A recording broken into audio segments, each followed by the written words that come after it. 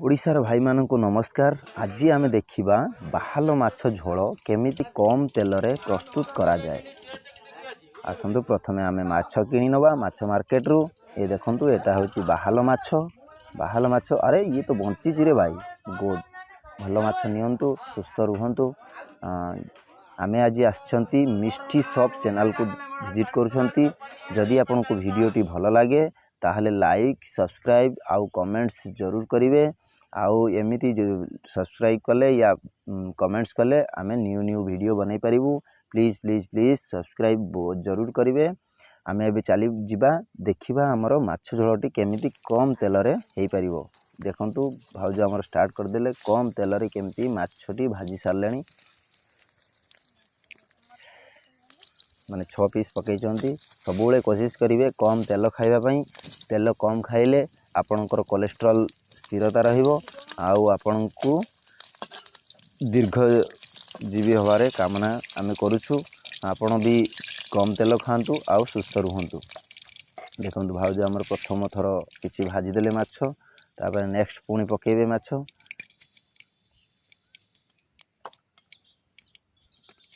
माछ पकेले देखंतु तेल संख्याटा टिके देखंतु। आपण भाबिबेनी जे कि आमे गरीब तो कम तेल खाइबा कि आमे धनी आमे बहुत तेल खाइबा एटा भूल। आपनको शरीर पई आपण निजे दायी। आपण कोन खाइबे न खाइबे आपण भी जानिचंती। आपण कोशिश करंतु कम तेल खाइबा पई। माछ भजा हेई गला।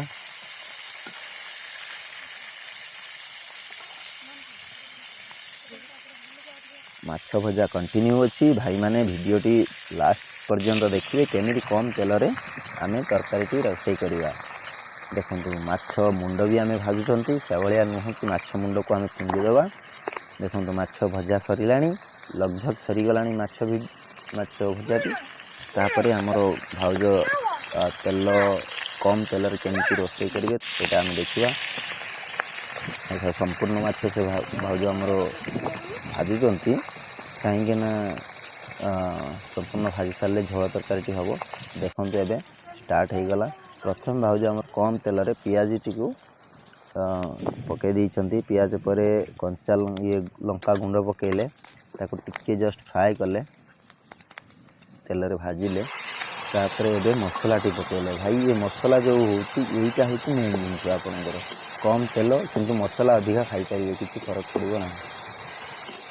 मसला रे कौन पड़ी देखिबा अदा कंचा लंका आपनकर रसुण एटा पड़ी कि ग्राइंडिंग हेजी बहुत कम जिनस। आपन कोशिश करिवे एथरे लास्ट रे भी आपन टिके पकई पारिवे गोलमरीच गुंड लवंग गुंड आपन जोटा गरम मसला कहा जाए सेठारे टिके गुंड पकेले भी बहुत बढ़िया लागिवो। पकेइबे आपन माने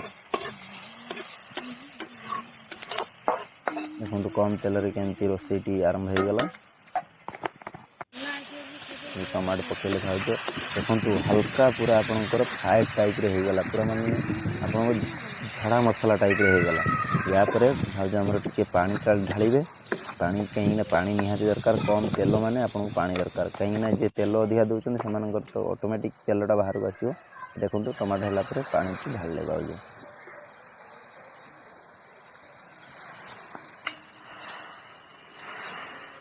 या परे आपण जो गरम मसला रखिसंती ताकू पकई पारिबे। आपनकर बहुत स्वादिया माने करीटा तयारी हेबो। देखंतु भाउज तापर माछ छाड़ देले। माछ हला परे आपण देखंतु गरम मसला भी ढाली देइचंदी। या परे आपण स्वादिया एबे सर्व करि पारिबे। एबे टिके पानी गरम माने फुटी आसला परे पानी टिके कमी आसला परे आपण सर्व करि पारिबे। वीडियोटी भलो लागिथिबो जदी सब्सक्राइब जरूर करिवे भाई।